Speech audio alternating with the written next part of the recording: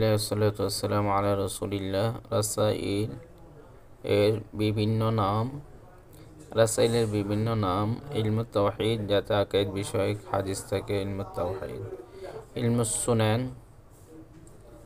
যাতে বিধিবিধান সম্পর্কীয় হাদিস থাকে; ইলমুল আদইয়া, যাতে শুধু দোয়া সম্পর্কিত হাদিস থাকে; ইলমুস সুলুক, যাতে জান্নাতের সুসংবাদ সম্পর্কে হাদিস থাকে; ইলমুল আদব, যাতে ব্যবহারিক জীবনে আদব কায়দা সম্পর্কীয় হাদিস থাকে; ইলমুত তাফসির, যাতে তাফসির সম্পর্কীয় হাদিস থাকে; ইলমুত তারিখ, যাতে তারিখ ইতিহাস সম্পর্কীয় হাদিস থাকে।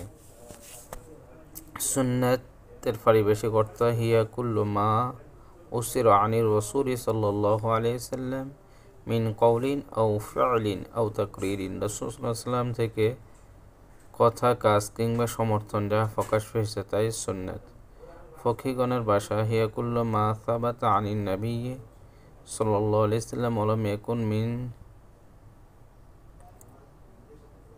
মিন জাবিল ফরদি ওয়ালাল ওয়াজিব। ফরজ ওয়াজিব ছাড়া রাসূল সাল্লাল্লাহু আলাইহি ওয়াসাল্লাম থেকে যা প্রকাশ পেয়েছে তাই সুন্নাত। খবর: আল খবর মা জাআ আন গায়রিন নবী সাল্লাল্লাহু আলাইহি ওয়াসাল্লাম, নবী ছাড়া অন্য ব্যক্তি থেকে যা এসেছে তাই খবর। অতএব যিনি ইতিহাস শাস্ত্রে ব্যস্ত তাকে আখবারিয়্যু বলে। রাউই: হাদিস বর্ণনাকারীর জন্য কয়টি শর্ত?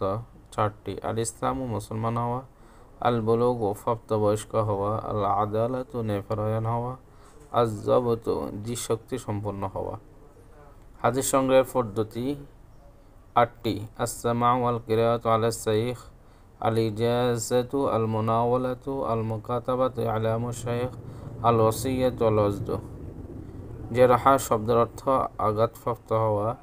হাদিস শাস্ত্রের পরিভাষা: জারহা বলা হয়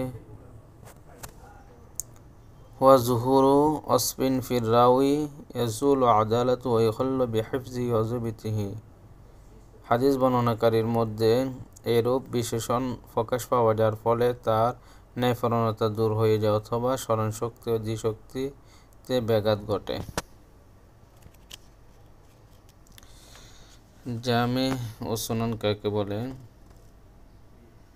যে গ্রন্থে উলুমে সামানিয়াতের বিশদ আলোচনা করা হয় তাকে জামি বলে, আর যে গ্রন্থে আবওয়াবে ফিকহিয়া এর তারতিব অনুযায়ী সাজানো হয়েছে তাকে সুনান বলে।